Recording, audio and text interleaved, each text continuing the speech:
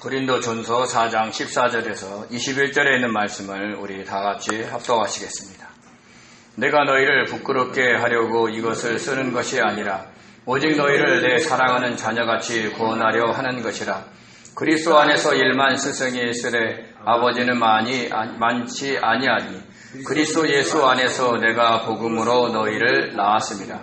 그러므로 내가 너희에게 권하노니 너희는 나를 본받는 자가 되라.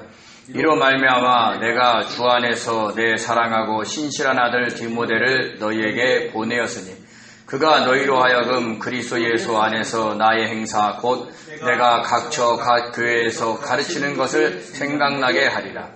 어떤 이는 내가 너희에게 나가지 아니할 것 같이 스스로 교만하여졌으나 주께서 허락하시면 내가 너희에게 속히 나아가서 교만한 자들의 말이 아니라 오직 그 능력을 알아보겠으니 하나님의 나라는 말에 있지 아니하고 오직 능력에 있음이라. 너희가 무엇을 원하느냐? 내가 매를 가지고 너희에게 나아가랴. 사랑과 온유한 마음으로 나아가랴. 아멘. 은혜로우신 하나님 감사드립니다. 하나님을 사랑합니다. 그러기에 우리가 이렇게 모였습니다. 말씀을 아버지 선포합니다. 아버지 하나님 모든 어둠을 물리쳐 주시고 우리의 심령을 새롭게 하셔서 귀한 말씀에 심겨짐으로 인해서 아버지 그리스도 안에서 변화되는 삶을 살게 역사하시옵소서. 감사하며 예수님의 이름으로 기도드립니다. 아멘. 아멘. 이 세상의 풍조와 흐름에는 물질 만능주의, 출세 지상주의 등이 있지만 그 중에서도 경쟁 승리주의가 있습니다. 대부분의 사람들은 경쟁에서 이기려고 합니다. 운동을 해도, 공부를 해도, 직장에서 근무를 해도, 사업을 해도 경쟁에서는 이기기를 원합니다. 왜냐하면 승리자에게 주어지는 것들이 많기 때문입니다. 명예와 보상, 좋은 직업, 성과급, 사업 확장 등 많은 것을 얻을 수 있으니까요. 무엇보다도 그 과정에서 주변 사람들에게 듣게 되는 그 칭찬과 추앙, 그리고 사람들을 다스릴 수 있는 권력의 매력에 빠지기도 합니다. 그러면 자연스럽게 자신이 최고인 것처럼 생각되어 교만하여져서 자기를 자랑하게 됩니다. 이런 경쟁 승리주의가 교회 내에도 있습니다. 교급을 전도대회를 하든 찬양대회를 하든 1등을 하기 위해 온갖 노력을 다합니다. 정당한 규칙에 의해 순수한 마음으로 경쟁해서 순위가 결정되면 그 결과에 승복하고 서로 수고했다고 격려하면서 끝나면 참 좋습니다. 즐거운 한때를 보냈기 때문에 교인들 간의 관계도 더 좋아질 것입니다. 그런데 때로는 1등을 하기 위해 규칙을 어긴다든가 서로를 향해 근거 없는 비방을 하기도 합니다. 왜냐하면 은연중에 1등을 하면 훌륭한 교인이고 그리고 그 이하는 훌륭하지 않는 교인들로 인식되기 때문입니다. 그래서 대회 중에 서로 시기하고 비방하여 상처를 주는 말과 행동을 하기도 합니다. 그러면 그 대회가 끝난 뒤에는 후유증이 남게 되죠. 그것은 서로에게 받은 시기와 비방으로 인한 마음의 상처입니다. 그 상처가 신앙의 열등감으로 쌓이면 교회 생활을 적극적으로 하지 못하거나 교회를 떠나거나 교회를 분열시키는 데 역할을 하게 됩니다. 고린도 교회에서도 이런 경쟁 승리주의가 있었던 것 같습니다. 나는 바울에게, 나는 아볼로에게 라고 하면서 자신들을 모강했던 어떤 목회자를 추앙하면서 모임을 가졌습니다. 그 과정에서 우리 바울이 최고야, 우리 아볼로가 최고야 라고 하면서 서로 시기하며 분쟁을 일으켰습니다. 이제는 완전히 파벌이 형성되어 경쟁이 치열해졌고 급기야는 시기와 분쟁까지 일어나 교회가 분열될 위기에 처해 있었던 겁니다. 이 소식과 함께 다른 여러 가지 문제에 대해 소식을 들은 사도 바울이 고린도 전서라는 편지를 써서 보낸 것입니다. 그리고 그 편지에서 가장 먼저 파벌을 형성하고 서로 비방하는 문제를 심각하게 다루었습니다. 왜냐하면 교회를 분열시키려는 사탄의 계략에 빠져 있었기 때문에 그런 교인들을 설득하기 위해서 지금까지 고린도서 1장에서 4장까지 그 방대한 분량을 할애하면서 차근차근 설명을 했던 것입니다. 사도 바울은 교인들이 추앙하는 한 파벌의 상징적인 인물입니다. 자신만을 좋아하는 교인들이 있다는 것이죠. 한편으로는 매우 기분이 좋을 수도 있습니다.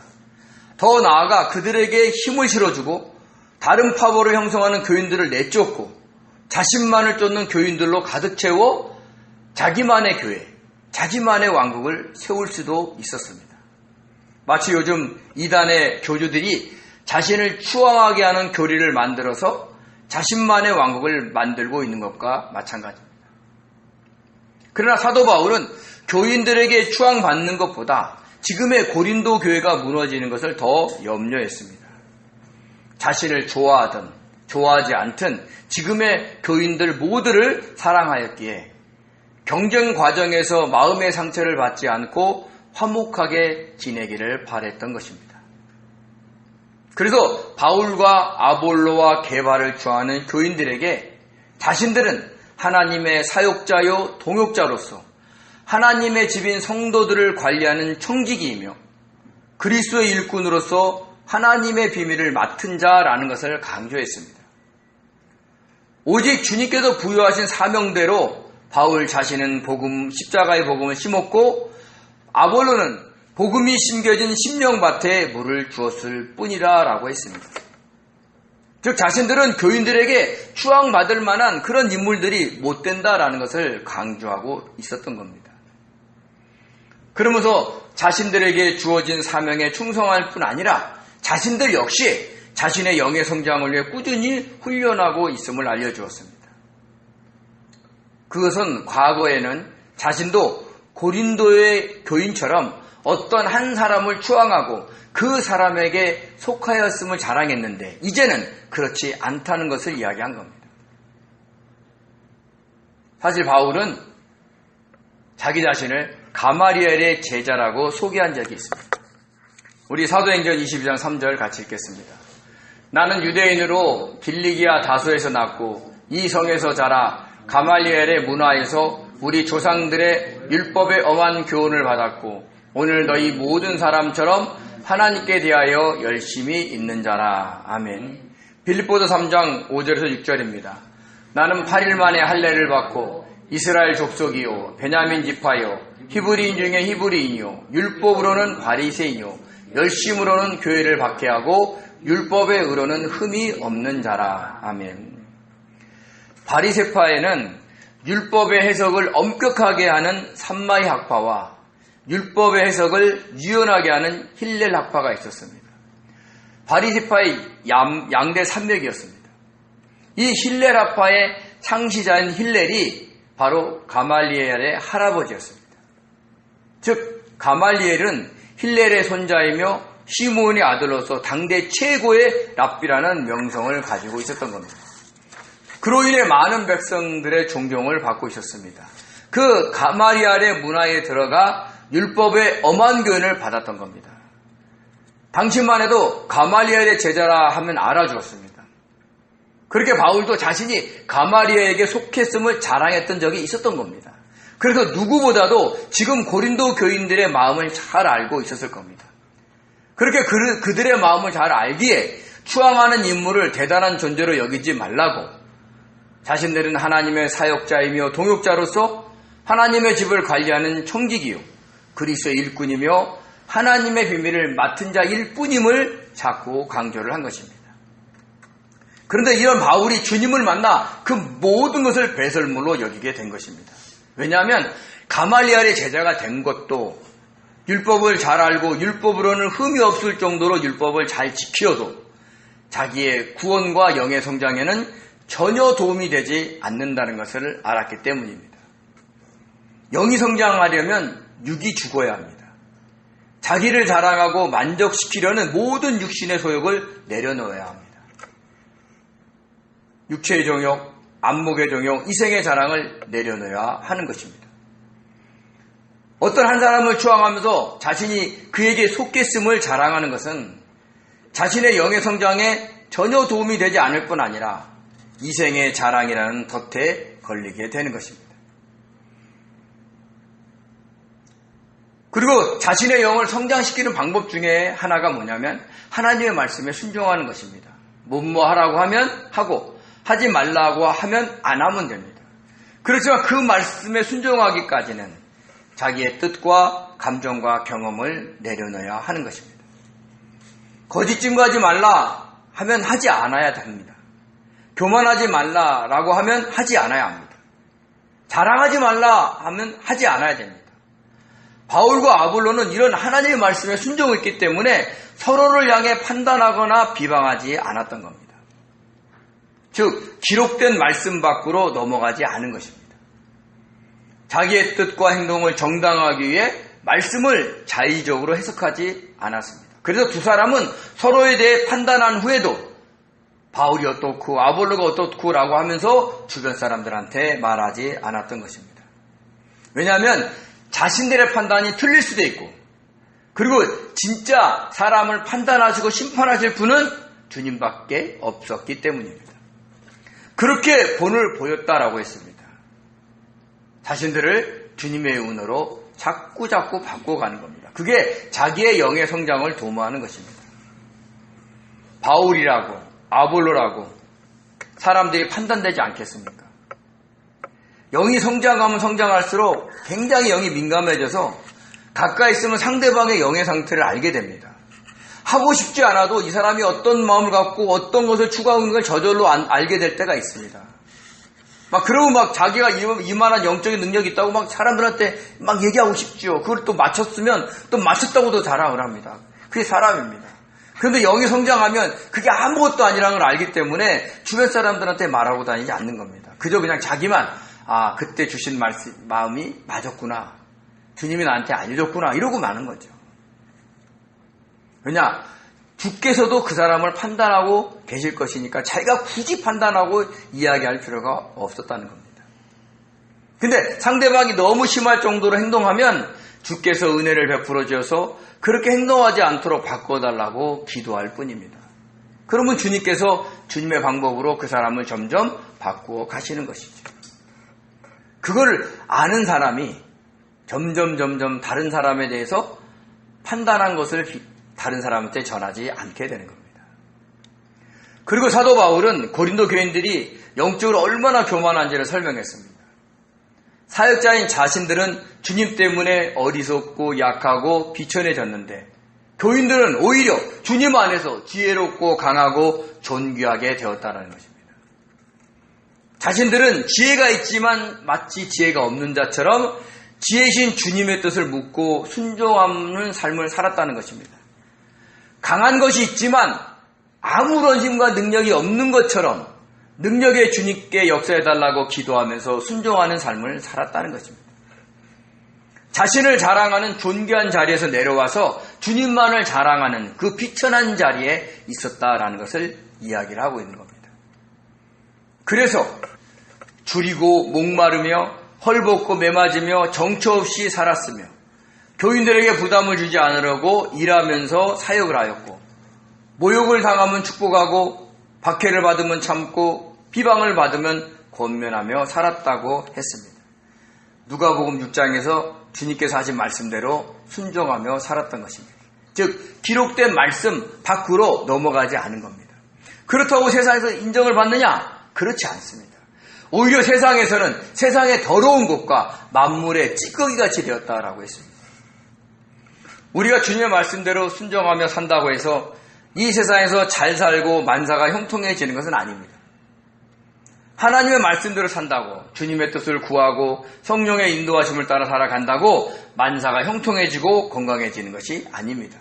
그럴 수도 있고 그렇지 않을 수도 있는 겁니다. 어쩌면 세상 사람들이 더럽다고 손가락질할 수 있는 그런 삶을 살 수도 있습니다. 그렇지만 그런 삶이 그리스도 때문이라면, 그리스도의 영광을 위한 것이라면 순종하겠다라는 것이죠. 그러므로 자신들을 대단한 사람으로 여기면서 추앙하지 말고 파벌을 형성하지 말라고 하는 겁니다. 만약에 파벌을 형성했다면 그 파벌을 없애라는 뜻입니다. 근데 반대로 고린도 교인들은 주님 안에서 지혜롭고 강하고 존귀해졌습니다. 그러니까 주님을 믿는다고 하면서 지혜신 주님의 뜻을 묻지 않고 마치 지혜 있는 자처럼 행동을 했고 주님의 능력을 의지하지 않고 모든 일을 할 수 있는 강한 자처럼 행동을 했고 주님께 영광을 돌리며 비천한 자리에 있지 않고 항상 존귀한처럼 대접을 받는 자리에 앉으려고 했다는 겁니다. 할 수 있거든이 무슨 말이냐? 믿는 자에게는 능치 못함이 없다는 말씀을 되풀이하면서 마치 주님을 믿는 척하지만 정작 주님의 지혜와 능력은 구하지 않고 자신의 지혜와 능력으로 살아간 것입니다. 자신의 지혜로 판단하여 바울이 최고야, 아볼로가 최고야 하면서 바볼을 형성했고, 자신들의 파가 최고임을 강조하기 위해서 서로 시기하며 분쟁을 일으켰던 겁니다. 주님을 믿는다고 하면서 자기의 뜻과 능력으로 살아간 것이죠. 바로 그 지점을 사도 바울이 지금 책망을 하고 있는 겁니다. 그러면서 사도 바울은 자신이 교인들에게 그런 말을 하는 것은 그들을 부끄럽게 하려고 하는 것은 아니다라고 얘기합니다. 우리 고린도전서 4장 14절에서 15절을 같이 읽겠습니다. 내가 너희를 부끄럽게 하려고 이것을 쓰는 것이 아니라 오직 너희를 내 사랑하는 자녀들 같이 권하려 하는 것이라. 그리스도 안에서 일만 스승이 있으되 아버지는 많지 아니하니 그리스도 예수 안에서 내가 복음으로써 너희를 낳았음이라. 아멘. 목회자가 개척하여 세운 교회에 대한 애착은 이루 말할 수 없습니다. 특별히 고린도 교회는 사도 바울이 1년 6개월 동안이나 머물면서 개척한 교회입니다. 사실 사도 바울은 땅끝까지 복음을 전하라는 주님의 명령에 순종하기 위해서 여러 선교 여행을 자원했고 많은 지역에 십자가의 복음을 전하고 교회를 세웠습니다. 그렇지만 짧은 시간에 많은 지역을 돌아다녀야 했기 때문에 한 곳에 오래 머물러 있지 않았습니다. 그런데 고린도 교회와 에베소 교회에서만 오래 머물렀습니다. 그래서 고린도 교인들을 향해서는 특별한 감정이 있었던 겁니다. 마치 아비가 자녀를 사랑한 것처럼. 그렇게 사랑했기에 안타까워서 지금 훈육을 하고 있는 것입니다. 그래서 분명히 얘기해요. 내가 너희를 부끄럽게 하려고 한 것이 아니다라는 거죠. 너희들의 신앙이 겨우 이 정도야 라고 비아냥거린 것이 아닙니다. 사랑하기에 교회를 무너뜨리는 사탄의 계략에 빠지지 말고 서로 존중하며 사랑하라고 권면을 하고 있는 겁니다. 근데 놀라운 것은 다른 곳에서는 오히려 성도들을 부끄럽게 하려고 한다라는 그런 말씀도 있습니다. 고린도전서 6장 5절과 그리고 15장 34절 같이 읽겠습니다. 내가 너희를 부끄럽게 하려 하여 이 말을 하노니 너희 가운데 그 형제간의 일을 판단할 만한 지혜 있는 자가 이같이 하나도 없느냐. 깨어 의를 행하고 죄를 짓지 말라. 하나님을 알지 못하는 자가 있기로 내가 너희를 부끄럽게 하기 위하여 말하노라. 아멘. 고린도전서 6장 53절에 5절에 있는 말씀은 교회 내의 일을 세상의 법정으로 끌고 가서 다투는 행동을 책망한 겁니다. 그러니까 교회 내에 발생한 문제를 교인들이 스스로 해결할 수 있지 않느냐라는 것이죠. 꼭 교회 내에 있는 문제를 세상으로 가져가서 세상의 조롱거리를 만들어야 되겠느냐라는 겁니다. 그런 행동을 하는 너희들을 부끄럽게 하려고 지금 고린도전서 6장에서는 책망을 하고 있는 겁니다. 자, 여기서 우리가 알아야 될 것은 분명히 사도 바울은 교회 내의 일에 대하여 언급을 한 겁니다. 세상 사람들과의 관계에서 생기는 금전 문제와 여러 가지 문제에 대해서는 소송하지 말라는 뜻이 아닙니다. 근데 그냥 괜히 미리미린 척하면서 세상의 사람들과 관련된 소송을 하지 않아서 막대한 손해를 보는 경우도 있습니다. 우리가 알아야 될 것은 세상 일은 얼마든지 세상 법정에서 판단을 받아 볼 수 있다는 것이죠. 그리고 고린도서 15장 34절에 있는 말씀은 주님을 믿는 자가 되었는데도 선한 행실뿐만 아니라 의를 행하지 않고 죄를 짓고 있기 때문에 그들을 향해서 너희들은 하나님을 알지 못하는 자다라고 하면서 부끄럽게 했다라는 겁니다. 즉 교회 문제를 다룸에 있어서는 부끄럽지 않게 하려고 아비가 자녀를 사랑한 것처럼 권면하지만 성도 간의 문제를 세상으로 가져가거나 주님의 말씀대로 살지 않는 것에 대해서는 부끄러울 정도로 책망을 했다라는 것입니다. 주님을 믿는다면 주님의 말씀대로 살려고 해야 하고 주님의 뜻을 구하면서 살아가야 하는데 그렇지 않기에 그들이 부끄러워할 정도로 책망을 한 것입니다. 어떻게 책망했는지 몰라요. 그러나 사도 바울은 이 고린도전서라는 글을 통해서 그들을 책망하면서 너희 스스로 돌아보고 고칠 수 있으면 고치다라고 권면을 하고 있는 겁니다. 그러면서 사도 바울이 강조하는 게 뭐냐? 그 교인들을 향해서 내가 아비로서 너희들을 대한다라는 것을 강조했습니다. 일만 스승은 있어도 아비는 많지 않다라고 했습니다. 스승의 헬라어 파이다고고스는 관리자, 안내자, 몽학선생, 초등교사라는 뜻이 있습니다. 즉 집안에서 예의범절을 가르치는 사람, 학교에 데리고 다니는 수행원 역할을 하는 자를 의미합니다. 우리 갈라디아서 3장 24절과 25절 같이 읽겠습니다. 이와 같이 율법이 우리를 그리스도께로 인도하는 초등교사가 되어 우리로 하여금 믿음으로 말미암아 의롭다함을 얻게 하려 함이라. 믿음이 온 후로는 우리가 초등교사 아래 있지 아니하도다. 아멘. 사도 바울은 우리를 그리스도께로 인도하는 몽학선생, 즉 초등학교의 교사 역할을 율법이 했다라고 한 것입니다. 그래서 주님께로 인도되어 주님을 믿는 믿음 안에서 살게 되면 율법은 그 역할을 다 했기 때문에 필요 없다는 것입니다. 율법에 매여 살지 않아도 된다는 뜻입니다. 그런데 이 말씀은 여호와를 경외하게 하려는 그 율법의 원래 목적까지 필요 없다는 뜻은 아닙니다. 왜냐하면 이제 주님을 믿는 믿음 안에 살게 되면 율법이 그렇게 강조하지 않아도 자연스럽게 여호와를 경외하면서 살게 되기 때문입니다. 이렇게 예의범절을 가르치고 학교에 데리고 다니는 과정에서 몽학선생과 초등교사는 지적질을 많이 하게 됩니다. 권면을 자주 한다는 거죠. 이것이 틀렸어, 저것이 또 올바라 이러면서 예의범절을 가리키면서 얼마나 야단을 치겠습니까? 그런데 아비가 아니기에 그의 마음에는 사랑이 없거나 조금밖에 있을 수밖에 없습니다. 자녀를 책망하는 아비에게는 듬뿍 있는 그 사랑이 스승에게는 없는 겁니다. 그래서 주변에 1만 스승이 있다고 한 겁니다. 그러니까 온통 우리 주변에는 나를 책망하는, 지적질하는 사람들이 있다는 거죠. 아비가 자녀를 사랑하는 마음이 없는 그 수많은 사람들이 주변에서 지적질하지만 아비는 사랑하는 마음으로 권면한다라는 뜻입니다. 그만큼 사도 바울이 고린도 교인들을 사랑하고 있다는 얘기를 하는 거죠. 그러면서 사도 바울은 자기가 아비의 심정으로 대하는 이유에 대해서 설명을 했는데 그것은 고린도 교인들을 복음으로 낳았기 때문이다라고 했습니다. 본인이 전도하여 교회를 세우고 십자가의 복음을 가르쳤으니 얼마나 애착이 있겠습니까? 자식에게 돈을 유산으로 많이 남겨주는 것보다 자식을 천국 가게 하는 아비가 진짜 아비가 아니겠습니까? 돈을 유산으로 많이 남겨주었다가는 오히려 자식을 망칠 수도 있습니다. 왜요? 돈이 많으니까 일하지 않고 살아갈 수 있으니까 쓸데없는 생각을 많이 하게 됩니다. 그러다가 음란에 빠지기도 하고 마약하거나 도박에 중독되기도 합니다. 자녀의 영혼 구원에는 전혀 도움이 되지 않는 것입니다. 그렇지만 사도 바울은 십자가의 복음을 전하고 그렇게 살게 함으로 인해 그들의 영혼을 구원하였기에 진짜 좋은 유산을 남겨진 아비가 된 것입니다.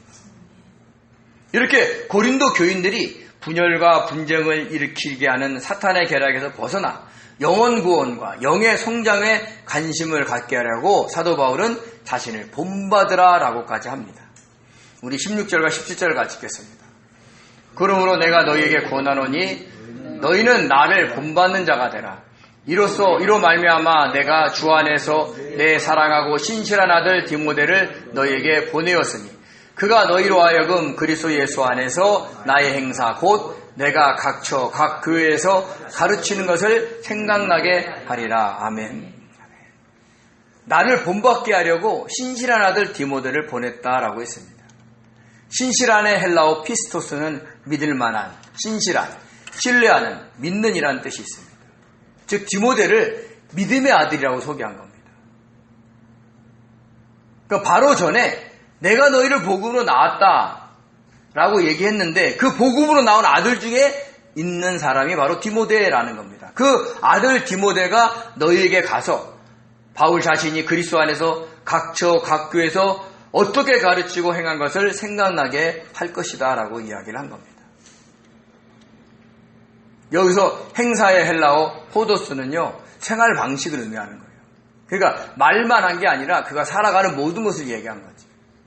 그리고 생각나게 하다라는 것은요 헬라어 아나밈 네스코인데요 연상시키다라고 얘기하는 거예요. 그러니까 말을 잘 설명해서 아 바울이 이렇게 살았겠구나라고 생각나게 한다는 것이죠. 사실 디모데는 사도 바울이 제1차 선교여행을 할 때 그 루스트라에서 전도한 청년이었습니다.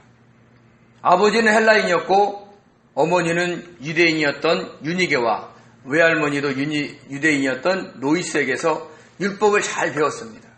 그러다가 사도 바울의 전도를 받고 주님을 믿고 영접을 한 것입니다. 그리고 사도 바울이 제2차 선교여행을 시작할 때부터 사도 바울의 동역자가 되어 함께 전도를 하고 다녔습니다. 그래서 사도 바울이 각처에서 십자가의 복음을 어떻게 가르치고 그 말씀대로 십자가의 길을 어떻게 갔는지를 잘 알고 있었습니다. 아마 11절과 13절에서 말한 것처럼 줄이고 목마르며 헐벗고 매맞으며 정처 없이 살았으며 교인들에게 부담을 주지 않으려고 일을 하며 사역하였고 모욕을 당하면 축복하고 박해를 받으면 참고 비방을 받으면 건면하며 산 것을 다 보았을 겁니다. 그러니까 그것을 연상할 수 있도록 잘 설명해 줄 것이다 라고 한 겁니다. 그러므로 사도 바울이 고린도 교인들에게 자신을 본받으라 라고 한 것은 누군가를 추앙하면서 자신들이 대단한 사람이라고 자랑하지 말고 모욕을 당하면 축복하고 박해를 받으면 참고 비방을 받으면 권면하라 라고 한 것입니다.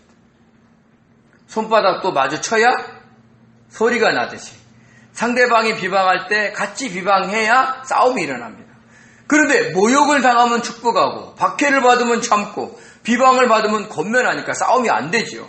분열과 분쟁이 일어날 수 없게 됩니다. 그것이 바로 십자가의 복음을 길을 가러가는 한 여정인 겁니다. 주님도요, 자신을 모욕하는 백성들과 자신을 고문하고 십자가에 못 박은 그 군병들을 위해서 아버지여 저들의 죄를 용서해 달라고 축복을 했습니다. 누가복음 23장 34절 같이 읽겠습니다. 이에 예수께서 이르시되 아버지여 저들을 사하여 주옵소서. 자기들이 아는 것을 알지 못함이니이다 하시더라. 그들이 그의 옷을 나눠 제비 뽑을세. 아멘. 죄사함을 받아 구원받게 할 수 있게 축복하며 길을 열어준 겁니다. 땅에서 풀어야 하늘에서 풀리기에 십자가에 매달려 있으시면서도 주님은 이런 기도를 하신 겁니다. 마태복음 16장 19절을 같이 읽겠습니다.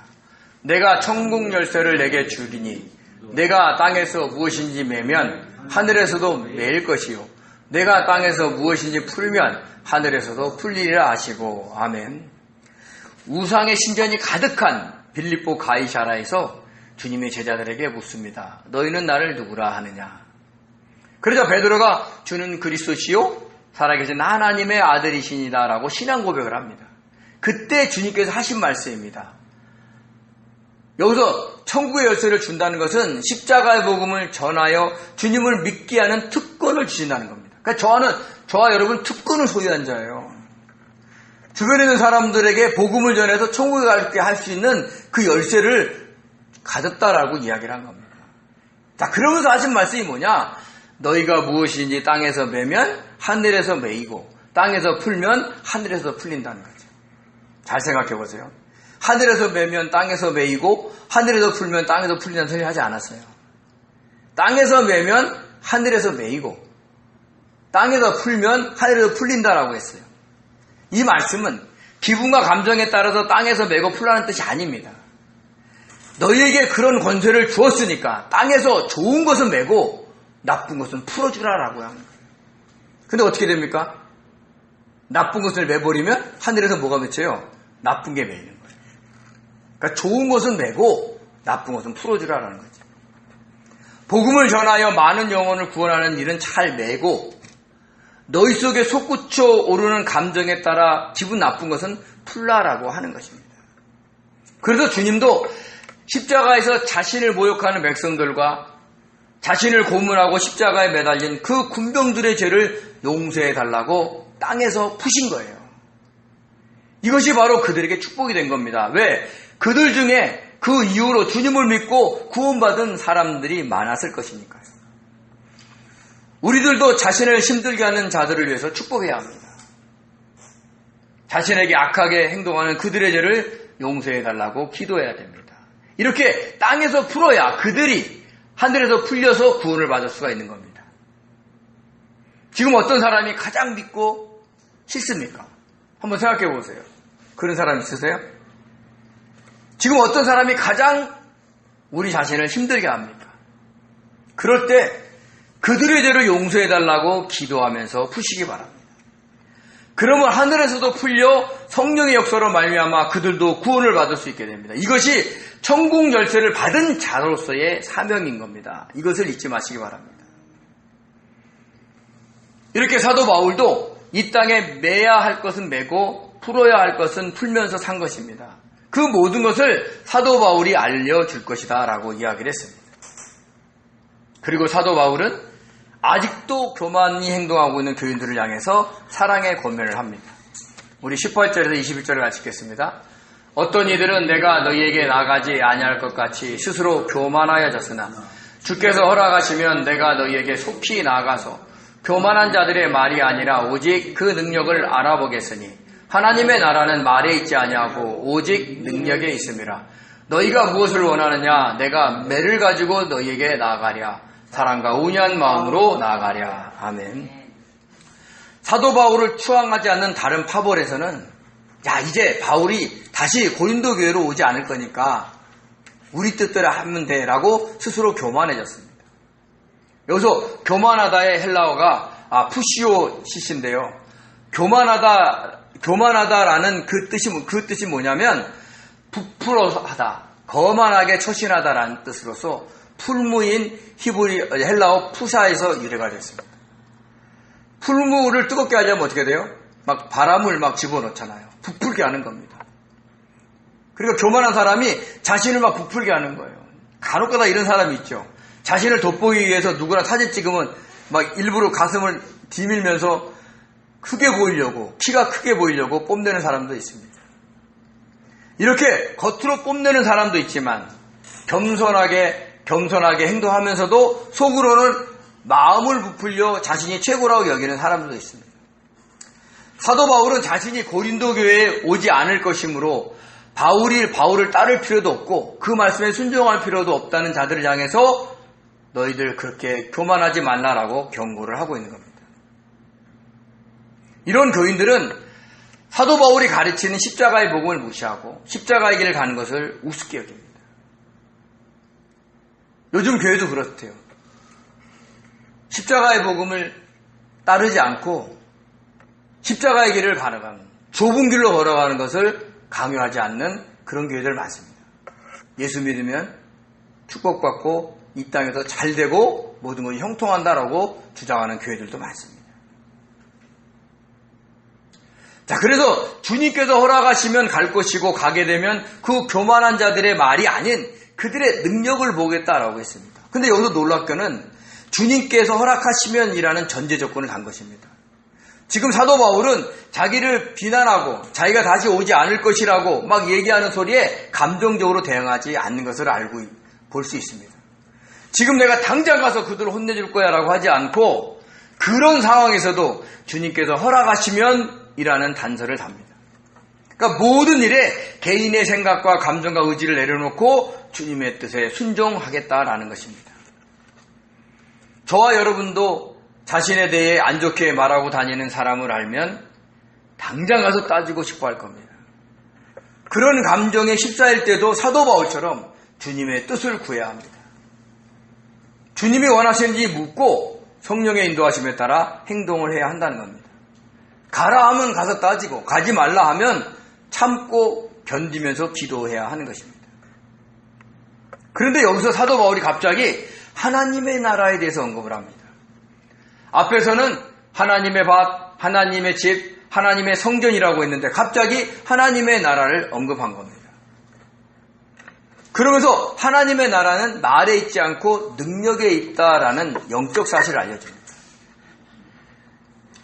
우리가 하나님의 밭이고 하나님의 집이고 하나님의 성전이라면 이미 하나님께서 임재하고 계신 것이고 그러면 하나님의 통치가 시작이 된 거고 그 통치가 이루어졌기 때문에 하나님의 나라를 언급한 겁니다. 즉 지금 우리 안에 하나님의 나라가 임하여 있다라는 뜻입니다. 즉 현재적인 하나님의 나라에 대해서 설명을 한 것이죠. 나라의 구성 요소는 국민, 영토, 주권입니다. 우리가 하나님의 백성이니까 국민이 됐죠. 하나님의 밭이니까 하나님의 영토가 됐죠. 그리고 하나님의 권위와 주권이 있는 하나님의 집이며 성전이기에 하나님의 나라가 우리 안에 이미 임한 겁니다. 그런데 그 하나님의 나라는 뭐에 있지 않고 말에 있지 않고 능력에 있다라고 했습니다. 말만 잘 믿는다고 번질하게 얘기한다고 해서 되는 게 아니라 하나님의 말씀대로 주님의 뜻대로 살아가야 한다라는 그런 뜻을 갖고 있는 겁니다. 하나님의 능력은 이 세상에 재력과 권력이 많다고 생기는 게 아닙니다. 자신이 대단히 많이 알고 일을 잘한다고 생기는 것도 아닙니다. 자신을 겸손하게 낮추고 하나님의 말씀대로 십자가의 복음대로 주님의 뜻대로 순종하며 살아가야 생기는 것입니다. 하나님의 집으로 하나님의 성전으로 하나님의 나라가 임하여 있는 저와 여러분의 능력은 얼마나 됐습니까? 제가 설교를 많이 하니까 능력이 많을까요? 목양을 하고 있으니까 능력이 굉장할까요? 아닙니다. 십자가의 복음대로 자기의 뜻과 생각, 능력과 재능, 재력과 권력, 명예와 자존심을 다 내려놓고 주님의 뜻을 묻고 성령의 인도하신 대로 순종하며 살아가야 능력이 많아지고 강해집니다. 모욕을 받으면 축복하고 박해를 받으면 참고 비방을 받으면 권면해야 능력이 많아지고 강해집니다. 주여도 감사, 목말라도 감사, 헐벗어도 감사, 매를 맞아도 감사, 정처 없이 살아도 감사해야 능력이 많아지는 겁니다. 왜요? 우리가 약할 때 주님의 능력이 강하게 역사하기 때문입니다. 이렇게 자신 안에 있는 하나님의 나라를 능력으로 채우려고 우리는 바울이 걸었던 그 길을 본받아 살아가야 한다는 것입니다. 쉽지 않습니다. 어렵습니다. 그러나 저와 여러분은 우리의 영광을 위해 살아가는 게 아니라 주님의 영광을 위해 살아가는 사람들입니다. 그러니까 이 십자가 길을 온전히 걸어가야 됩니다. 그래서 저와 여러분이 바울이 걸었던 그 길, 주님이 원하시는 그 길, 그 좁은 길을 걸어서 능력이 많이 역사하는 그런 하나님의 나라를 이루는 그런 복된 성도 되시기 바랍니다. 그래서 날마다 주님 안에서 성령 충만한 삶 사시기를 예수님의 이름으로 축원드립니다. 기도하겠습니다. 은혜로우신 하나님, 저희들을 사랑하셔서 함께 하심에 감사드립니다. 또한 아버지, 우리 안에 하나님의 나라가 임한 것을 알게 하심에 감사드립니다. 하나님의 나라는 말에 있지 않고 능력에 있다라고 하셨습니다. 내가 예수를 잘 믿어, 내가 이런 일을 잘해, 그런 어떤 말보다는 바울이 걸어갔던 그 길, 아버지 하나님, 모욕을 받으면 축복하고 박해를 받으면 참고 그리고 비방을 받으면 권면하는 그 길 속에서 아버지 하나님의 나라의 능력이 생긴다는 걸 알게 도와주시고 아버지 그 길이 외롭고 쓸쓸한 길이 아니라 기쁨과 소망이 넘치는 길을 연 것을 알게 하셔서 그 길을 기쁜 마음으로 달려가는 복된 성도도 될 수 있도록 축복하여 주시옵소서.